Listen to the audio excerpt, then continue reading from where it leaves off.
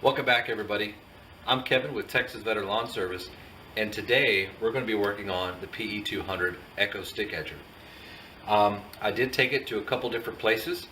It wasn't quite running right, and I had one place put a new carburetor on there, and then I got it back, and then I noticed the push bulb that you push the fuel for the carburetor wasn't in the same spot.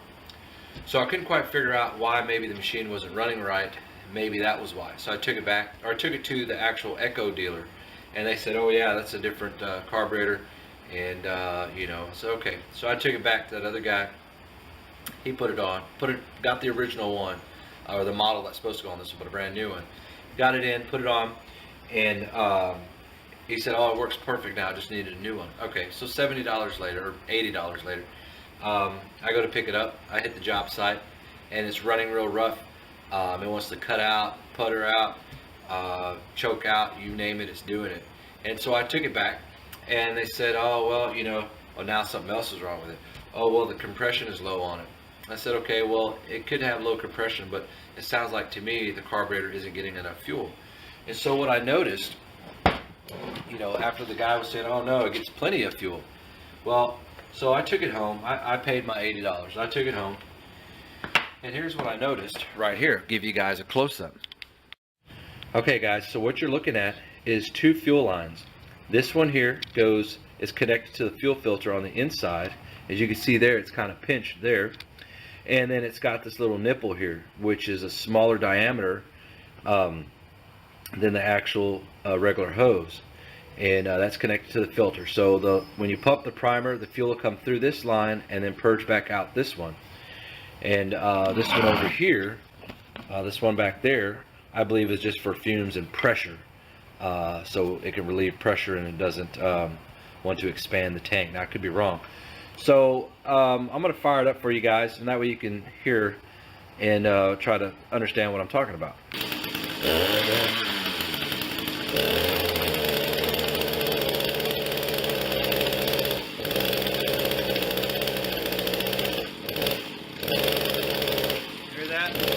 Okay, so before we get started working on this guy, I want to show you guys a product that's excellent for when you're messing around with gasoline and other type stinky fuels like that. This stuff right here is made by Briggs & Stratton. It's called Gas Off. Excellent stuff. It's non-toxic, has a nice citrus smell to it. You spray it on your hands after you're refueling your gas cans or refueling your truck, or anytime you get fuel on your hands, whether it's gas, diesel, two-cycle fuel, doesn't matter. Anything like that, spray it on here a couple of times. It smells like citrus, and the smell of the gas is gone. You don't have sticky fingers afterwards, nothing. It dries instantly. This stuff is awesome. You can pick it up at auto parts stores, Walmart, you can buy it online. So give this a try. Alright, we're going to go ahead and get started on this guy. We're going to go ahead and take the air breather off. Go ahead and get a Phillips.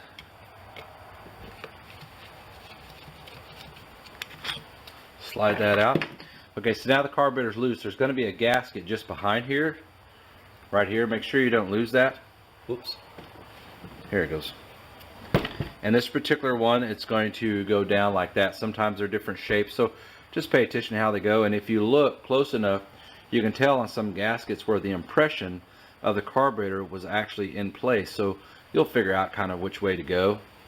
Plus the holes here on the intake manifold will also kind of give you an idea of how to put it back on. So just pay attention to that and you'll be okay. Alright, so we're going to go ahead and take these lines off here. Alright, so that's that. So you notice you got a bigger one and a smaller one. So the bigger one is to draw fuel in. The smaller one is for the fuel to come out. So that'll be easy to remember. Okay. So right here you have a little... Okay, so what you have right here is a rubber grommet, and you have 3 lines. So you're going to pull this out. There's just a little cap here.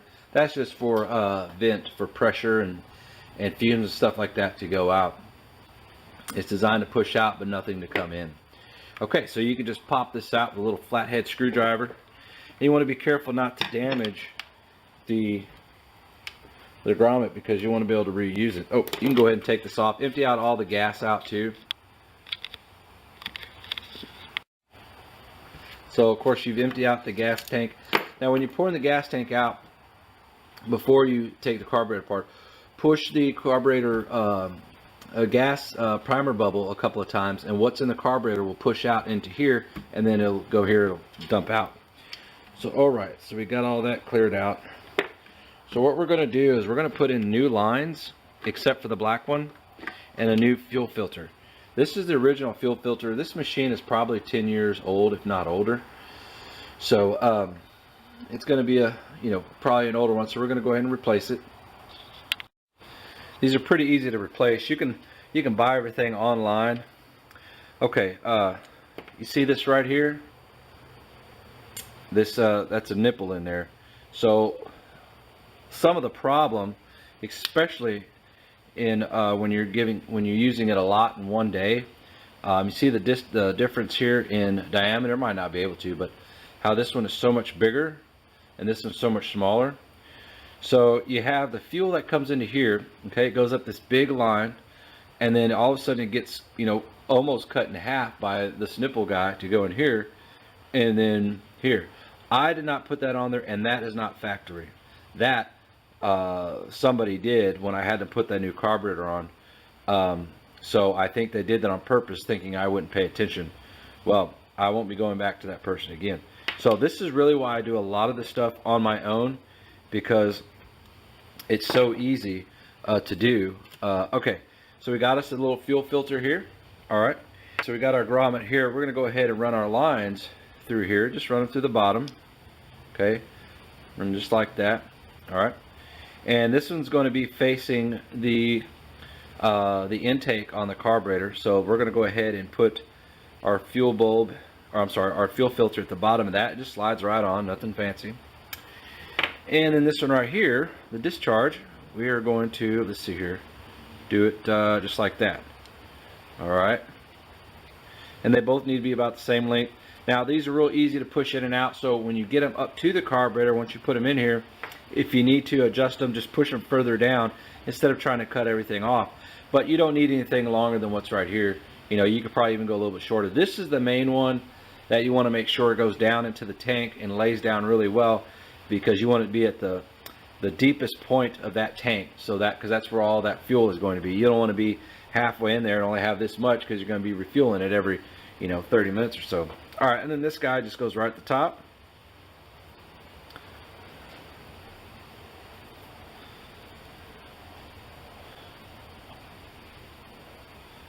There we go.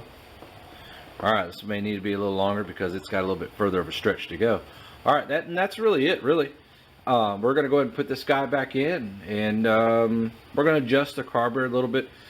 On some carburetors, there is a high and a low, like you see here on this carburetor, a low and a high. And basically you adjust this one during idle speed, and this one when you're actually using it and you have the throttle down, if I'm not mistaken. I may be wrong, so if I'm wrong, somebody correct me out there. All right, so let's go ahead and get this guy put in. Okay, so the first thing I want to do is go ahead and drop the fuel filter into the tank. It should slide just in there. Look at that. Now, if it doesn't fit, that's okay. You can what you can do is drop it down in there, and then take some needle nose pliers like this, and then you can just reach down inside and just pull the hose through. So it just depends on whatever size that you have, but this one just shimmies on down in there just right. We're gonna push all the other lines in there. Okay, all right, so this little guy here, that's gonna go right there. So once we get that in, we're gonna actually need to pull that a little bit more. Okay, that should be fine. And then of course, once you drop this in place, you can go ahead and adjust these hoses, pull them in and out as you need. All right, so we're gonna start on pushing this guy in the back and then push down the front. So you want to use the flathead I'm using, has a pretty broad tip here. You don't want to use it too pointy, too sharp, because it could damage the grommet here. So you're just pushing it down inside little by little.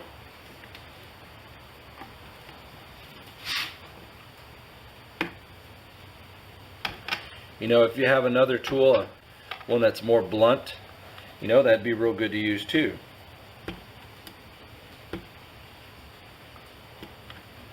Almost got it in there. There we go. Alright, so we're down in this right here. This distance is good for this little guy, sits up in there. Alright, so now we're going to go ahead and get our carburetor put on. Remember to go ahead and put your gasket on there. Okay, so this guy's going to go on just like that. That gasket goes right there. You can see where these holes line up. Alright, so you can go ahead and put your cover on, and that'll get your screws through, your bolts, and you can put your gasket on. There you go, and line it up with these holes, and then you'll go ahead and get it started. You don't have to cinch it down because you want a little bit of wiggle room, so that way you can get those fuel lines on. There we go. That'll at least hold it in place. Alright, so now we need to get inside here, so we need to pull these out just a little bit. Alright, okay, so when you're trying to figure out how much line you need, the top of this little nipple here is only maybe a ½ inch. So just take this guy and it just goes up to the top part, and then once you push it all the way on, you can go ahead and back. You don't want any bending like that. You want it to be nice and straight, so it's a straight flow. You don't want that fuel to have to fight any corners for that, meet that resistance, because it slows it down. So after you get that connected, the excess you can just push back down inside the grommet.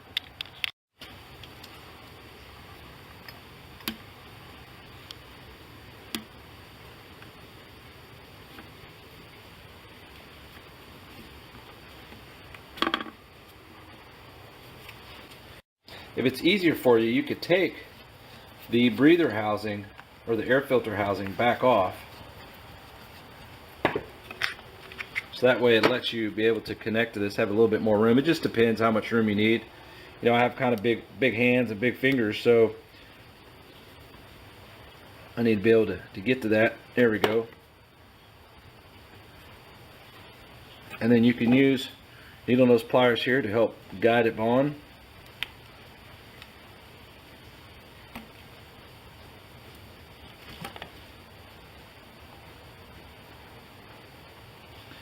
You want to go through all the way up to the top. There's a couple of barbs on there. You need to make sure it gets up there. Do the best you can. It's a pain. Take your time.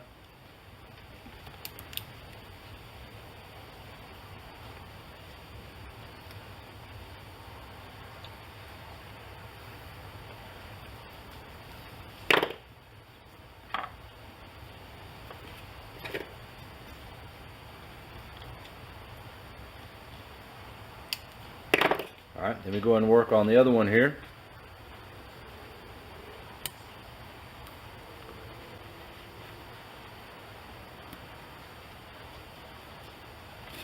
Alright, there you go. So as you can see here, they're connected all the way up to the top.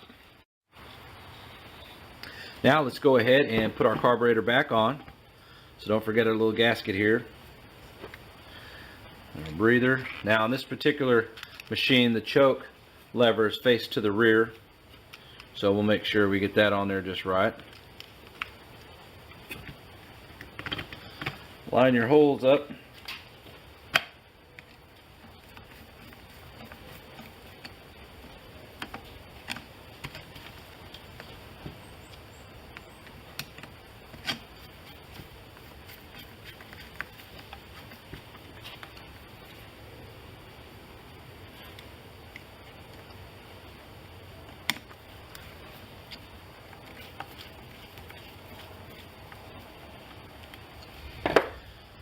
Alright, so you see how these fuel lines are kind of have that little curve? We need to push these back inside.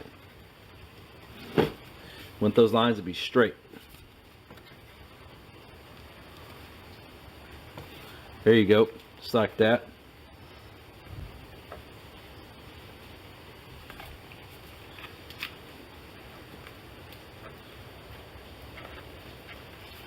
Okay, see how those are now? See how straight those fuel lines are now? Just like that. That's what you want, as straight as you can. Alright, let's go ahead and put our... Now we do have an air filter. It probably wouldn't hurt to put a new one on. I ordered a new one, so it'll be here in a couple of days. So we'll put that guy on there. All right, put this little part here, right up there. All right, and we can put our fuel cap back on.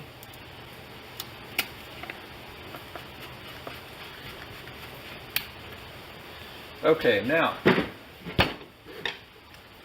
on this particular carburetor here, right there is the fuel and air mixture right here. So we need to use a little flathead screwdriver just like this, and we're going to rotate it. We'll see which direction that we need once we get it going. So you want to do small little turns. Okay, let's get some fuel in there.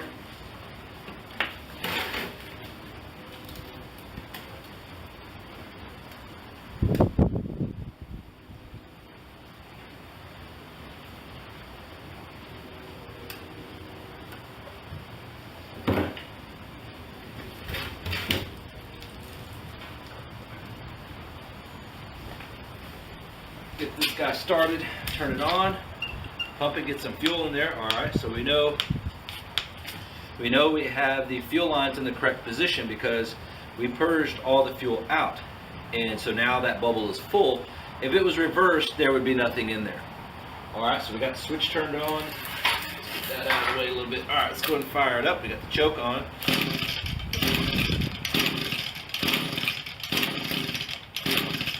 You know, since we had it running earlier, we might not need to choke it, so let's just try that.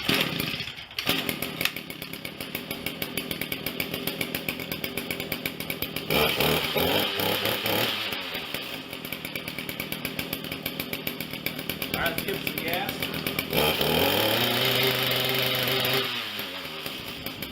There's still a little bit of hesitation in there, but not like it was before. So we're going to go ahead and adjust our fuel and air mixture.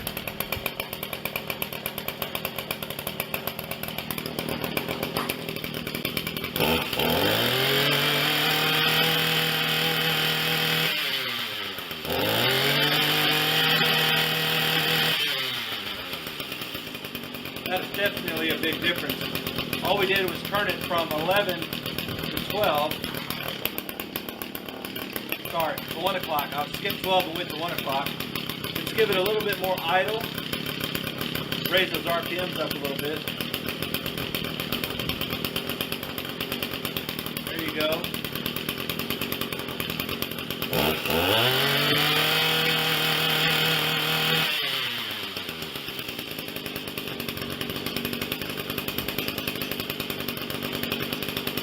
Not bad.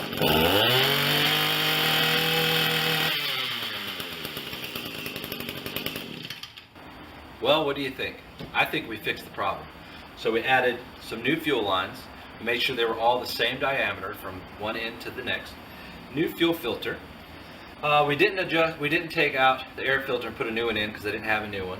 But we did adjust the fuel and air mixture, and we upped the idle just a little bit to give a few more RPMs.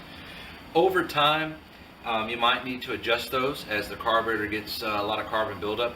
But also, this is a new carburetor. Well, it's a different carburetor. So anytime you order a new carburetor, you might need to adjust it just a little bit. So keep that in mind. Just because a dealership tells you you need a new piece of equipment doesn't always mean you need a new piece of equipment. So I encourage you to learn more about the equipment that you have. Maybe read the owner's manual or research online, Google or YouTube or any other type of resources. Maybe ask some questions at the mechanic shop. That way you can learn about your equipment, you can work on it, you can become more comfortable and have a lot of confidence when you know something's wrong and you know how to fix it. And don't forget, guys, to use Gas Off by Briggs & Stratton to take that fuel and gas smell off your hands. Fresh. I also want to talk to you guys about something else. I'm talking about echomeansbusiness.com. If you hadn't had a chance to go there, I encourage you to go there. I'll leave a link in the description below. You can sign up for free, you can register, you can follow pictures, videos, you can even upload your own too. Well, I hope you guys enjoyed the video. I sure had a lot of fun putting it together, and I hope it helps some of you out there. If you have any questions about maybe your equipment, whether it's a trimmer, stick edger, or a backpack blower, anything, it doesn't matter.